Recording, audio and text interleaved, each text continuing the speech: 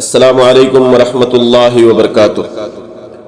الحمدللہ رب العالمین والصلاة والسلام علی اشرف الانبیاء والمرسلین نبینا محمد وعلی آلہ وصحبہ اجمعین۔ ایک واقعہ جو گزرا اس کو میں نے سوچا کہ آپ لوگوں تک پہنچاؤں، اور اس لیے کیونکہ آپ لوگوں کو سمجھنا بھی بہت ضروری ہے۔ واقعہ وہ یہ ہے کہ ایک شیعہ آ کر کے کہنے لگا کہ کیا تمہیں پتا ہے کہ ابراہیم علیہ السلام بھی شیعہ تھے؟ میں نے کہا لعنت ہو تجھ پر، حضرت ابراہیم علیہ السلام کب سے شیعہ ہو گئے؟ اس نے کہا تم نہیں مانتے؟ میں نے کہا بالکل بھی نہیں۔ اس نے کہا یہ بات قرآن کے اندر موجود ہے کہ ابراہیم علیہ السلام شیعہ تھے، کیا تم اللہ کا قرآن بھی نہیں مانتے؟ میں نے کہا انا للہ و انا الیہ راجعون، قرآن میں اللہ رب العالمین نے وہ بھی ابراہیم علیہ السلام کو شیعہ کہا ہے؟ اس نے کہا ہاں۔ میں نے کہا کون سی آیت؟ اس نے کہا سورہ صافات آیت نمبر 83 میں اللہ رب العالمین فرماتا ہے وَإِنَّ مِن شِيعَتِهِ لَإِبْرَاهِيمَ، کہ بے شک ابراہیم علیہ السلام اس کے شیعہ تھے۔ میں نے کہا اللہ تجھے ہدایت دے اور اللہ رب العالمین شیطان کے شر اور فتنوں سے امت مسلمہ کو محفوظ رکھے۔ میں نے کہا کیا اس کا مطلب شیعہ ہے؟ اس نے کہا اللہ صاف صاف فرما رہا ہے وَإِنَّ مِن شِيعَتِهِ لَإِبْرَاهِيمَ۔ دیکھو شیعہ لفظ آ رہا ہے کہ نہیں آ رہا؟ میں نے کہا تو ایسے نہیں سمجھنے والا، تیرے عقل پر ہتھوڑے مارے جائیں گے تب تجھے سمجھ آئے گا، اور تجھے میں ابھی سمجھاتا ہوں، ابھی تجھے اچھی طریقے سے سمجھ آ جائے گا، تجھے تیرے ہی لینگویج میں سمجھانا پڑے گا۔ اس نے کہا وہ کیسے؟ میں نے کہا کھولو سورہ حجر آیت نمبر 10 اور 11، اللہ رب العالمین فرماتا ہے وَلَقَدْ أَرْسَلْنَا مِن قَبْلِكَ فِي شِيَعِ الْأَوَّلِينَ وَمَا يَأْتِيهِم مِّن رَّسُولٍ إِلَّا كَانُوا بِهِ يَسْتَهْزِئُونَ، کہ اللہ رب العالمین فرماتا ہے ہم نے آپ سے پہلے شیعوں میں جتنے بھی رسول بھیجے اور جو بھی رسول آتا وہ ان کا مذاق اڑاتے۔ دوسری آیت اللہ رب العالمین نے فرمایا ان فرعون علا فی الارض وجعل اہلها شیعا، سورہ قصص آیت نمبر 4، اللہ فرماتا ہے بے شک فرعون نے سرکشی کر رکھی تھی اور وہاں کے لوگوں کو شیعہ بنا رکھا تھا۔ آگے آؤ اللہ رب العالمین سورہ روم آیت نمبر 32 کے اندر فرماتا ہے، سورہ روم آیت نمبر 32 میں من الذین فرقوا دینہم وکانوا شیعا، کہ اللہ فرماتا ہے ان لوگوں میں سے جنہوں نے دین کے ٹکڑے ٹکڑے کر دیے اور خود بھی شیعہ ہو گئے۔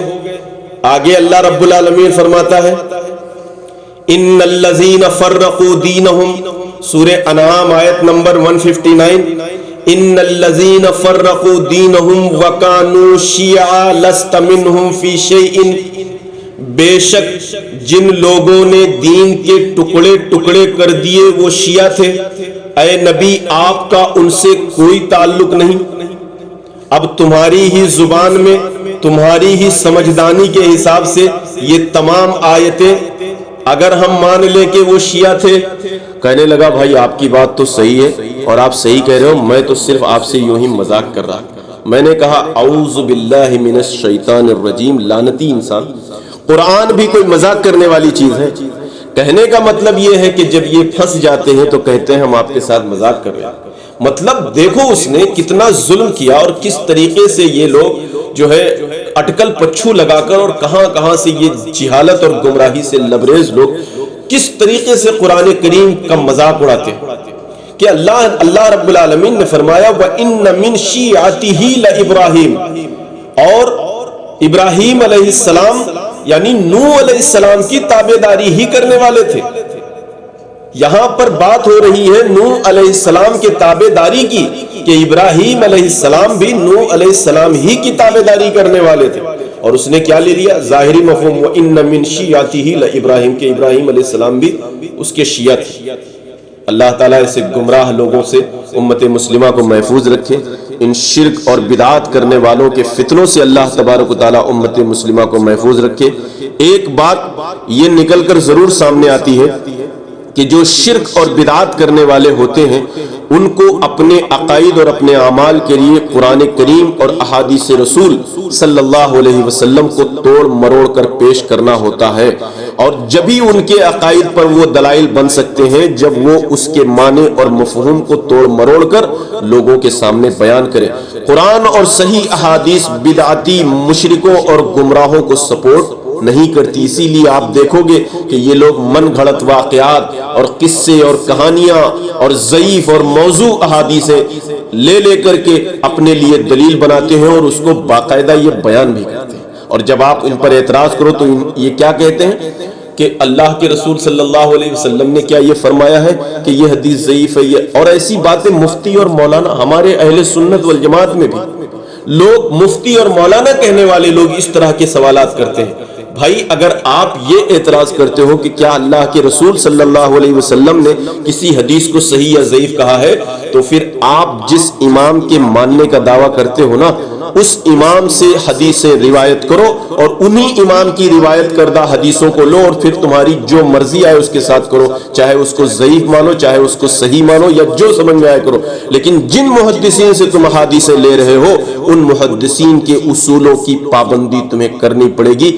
بنی بنائی کھچڑی مل گئی تو تم اپنے ابا کا نام لے لو کہ یہ ہمارا ہے، من موجی کرو گے؟ محدثین نے حدیث تم تک پوری امانت داری اور دیانت داری کے ساتھ پہنچایا ہے، تو تمہیں اس کی پاسداری کرنی پڑے گی اور اس کی پابندی کرنی پڑے گی، اور انہی اصولوں کے تحت تمہیں اس کو ماننا پڑے گا۔ اگر تم نہیں مانتے تو پھر جو تمہارے پیشوا اور رہنما ہیں انہوں نے اگر احادیث روایت کی ہیں تو جاؤ انہی سے لو، پھر اس کے ساتھ جو چاہو کرو، لیکن محدثین کے اصولوں اور ان کی کنڈیشن کے ساتھ ان کی باتوں کو ماننا پڑے گا، کیونکہ احادیث انہوں نے روایت کی ہیں، وہ ہمیں بتائیں گے کن سچویشن میں اور کس طریقے سے ہم نے یہ احادیث روایت کی ہیں، کون کون سے شخص ہمیں ملے ہیں، ان کی کیٹیگری کیا تھی، ان کا لیول کیا تھا اور ان کا عمل کیا تھا، ان کا طور طریقہ کیا تھا، اسی کی بنیاد پر، کیونکہ یہ دین جو ہے شک اور شبہ والا نہیں ہے، یقین پر یہ دین قائم ہے۔ اگر یقین نہیں تو پھر آپ اس دین پر عمل کر ہی نہیں سکتے۔ شک اور شبہ میں اسلام آپ کو نہیں ڈالتا، آپ کو اسلام یقین سکھاتا ہے۔ تو اللہ تبارک و تعالیٰ سے دعا ہے